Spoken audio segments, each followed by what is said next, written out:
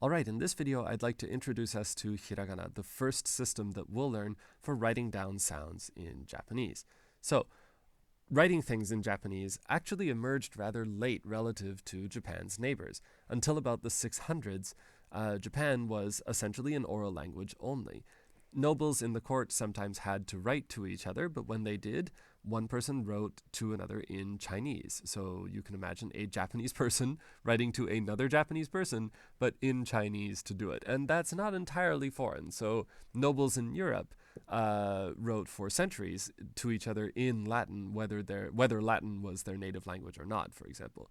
But that's not an infinitely sustainable system. At a certain point, we want to be able to write down what we are saying in our original language in a writing system that is appropriate for that language. And while Chinese characters were available, Chinese grammar, vocabulary, pronunciation are completely different from completely different from Japanese. So they're not really a great basis for writing Japanese itself. We need to somehow come up with a new system of doing that. And over time, a bunch of different solutions were proposed, different ways of fitting the sort of square piece of Chinese into the circle hole of Japanese language. But eventually, we ended up with Hiragana. For more details, you can see this playlist. I think it's pretty interesting, but we're going to go through the sort of Cliff Notes version today.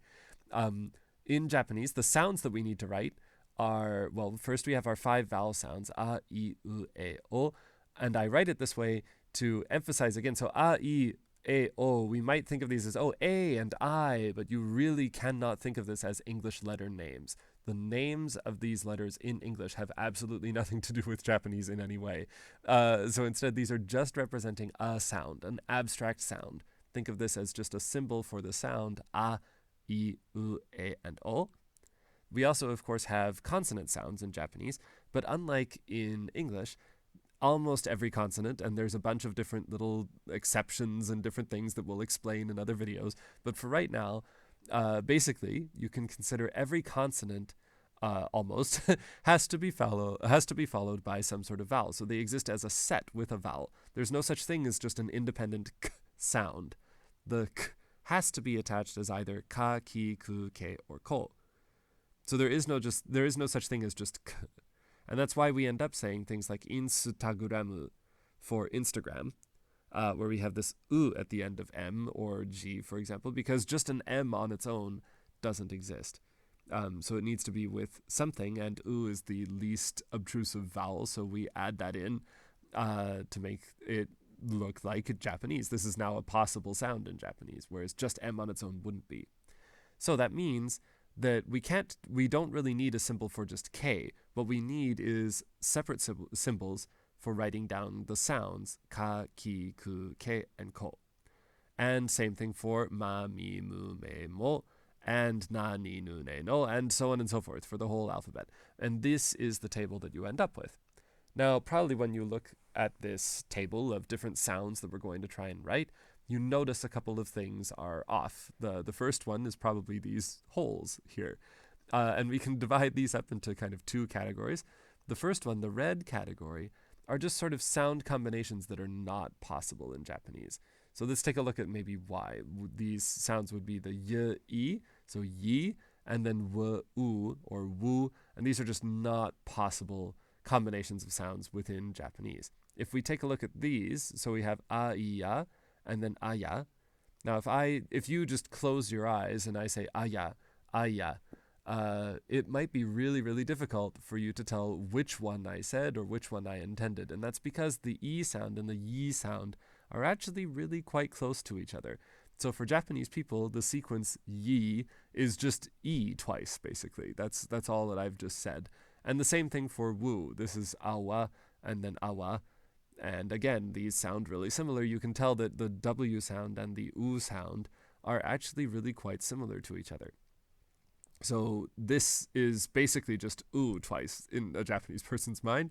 So these red squares just don't exist as possible sequences of sounds.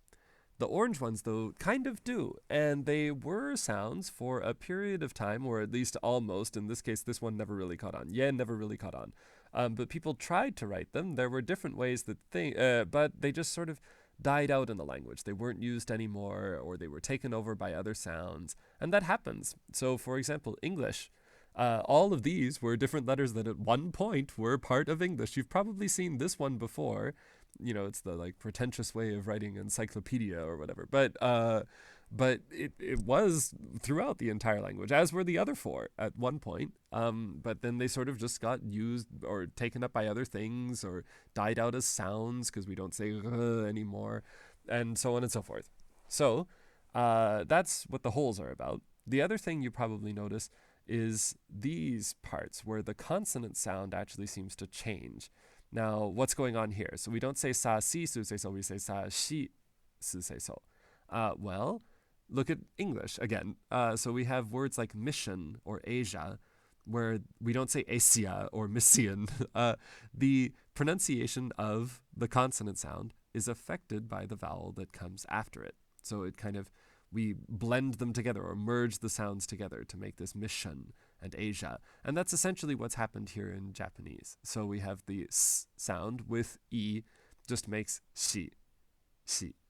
And same thing t with E is just chi, tsu, and then it becomes f. So that's what we have going on there. You'll also probably remember, if you're a really astute listener, that N can in fact exist on its own independently, so we need some way of writing that down. And if you took karate lessons when you were young, you probably think, well, I practiced in something called a dojo, but I don't see a d sound or a j sound up here, like what's going on? These aren't all the sounds of Japanese, and you're right. We get other sounds using extra markings that we'll add on to these different things and have little dots and whatnot that we learn about in a little bit. But this is sort of the base, the fundamental sounds upon which we'll build in the future. So these are the sounds that we're trying to write. Now, again, as a reminder, the way that we tried to write them, the most readily available symbols for writing these down were the Chinese characters that had been used already for centuries within Japan. But we wanted some way of indicating that we're using this Chinese character just for the sound, just for representing that table of different sounds, and not for the meaning of that Chinese character. So, for example, we can take this character here. In Chinese is pronounced sun, but in Japanese we pronounced it sun. And it means it's a little bit more than an inch long. But it's pronounced, more importantly, it's pronounced sun. So we can try to stylize it with this sort of curved writing or sort of connect things together. And then eventually we make it into this. When I see this symbol, we know that it's related to this. We know that it's related there somehow. But it looks different, and the way we've written it here indicates I don't mean anything to do with inches or measurement. I just want to use this character to represent the sound su. So this is only su, the sound, not su, the unit of measurement. And I can repeat that process. So this is re, and it means politeness. But if I sort of stylize it out and I write it this way, I don't mean anything related to politeness per se. I just mean the sound re. Re. And so on and so forth. I can repeat that process for all of the different characters, and I end up filling in my entire chart. So that's how I can get all of the different sounds of Japanese written, and that's essentially where hiragana comes from. But remember, hiragana now is a little bit different than where hiragana came from. Japanese words that don't have a kanji character are nowadays written in hiragana, as are words whose kanji is just so difficult or rare that people don't really use it. It's also for grammar. We write verb endings or particles in hiragana because, again, that doesn't exist in Chinese. Like, Chinese doesn't have the same tenses as Japanese. It doesn't use particles at all, and so on and so forth. And then it's also used as phonetic guides for kanji. So, for example, these two characters together make the word Japan, and we pronounce that Nihon. And then here we see in hiragana, Nihon, as a way to pronounce that. You'll almost always see this above in your textbook, and actually the other main textbook used in the United States is called Nakama, and in both of those, it's written underneath the characters because they put some sort of other pronunciation information on top, but that's only in Japanese textbooks. It doesn't exist in the real world.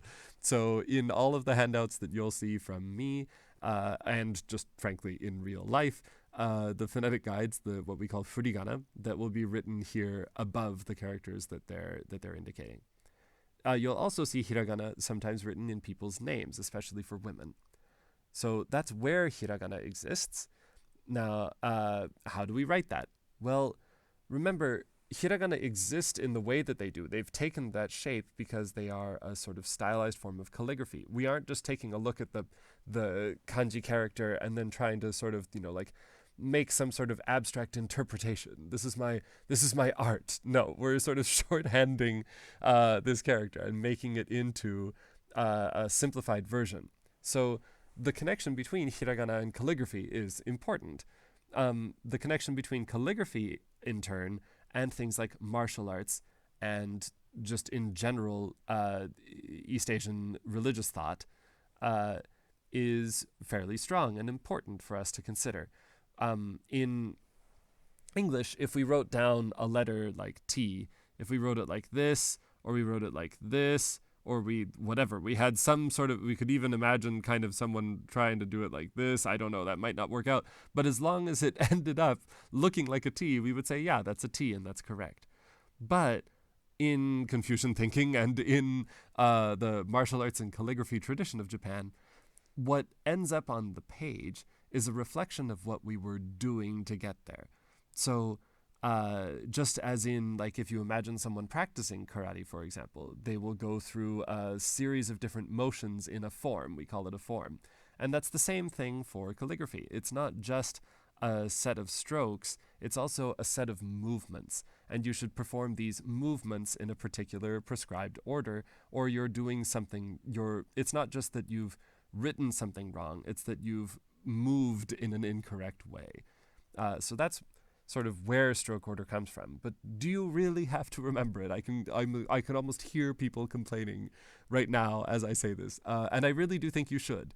And for a number of different reasons. The first one really is because it helps to build muscle memory. If every single time you're writing that character, you're writing it in a random way, then your hand itself isn't helping you remember anything. Whereas for Japanese people who write the characters hundreds and hundreds of times, well, even when they forget what it looks like, oftentimes they'll just like say, wait, and they'll try and move with their hand, and their hand will remember it for them. Use that muscle memory to help you.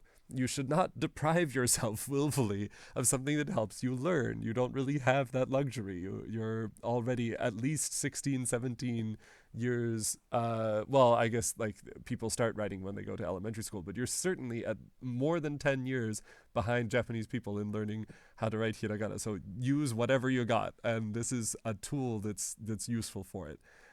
It also, though, helps with legibility.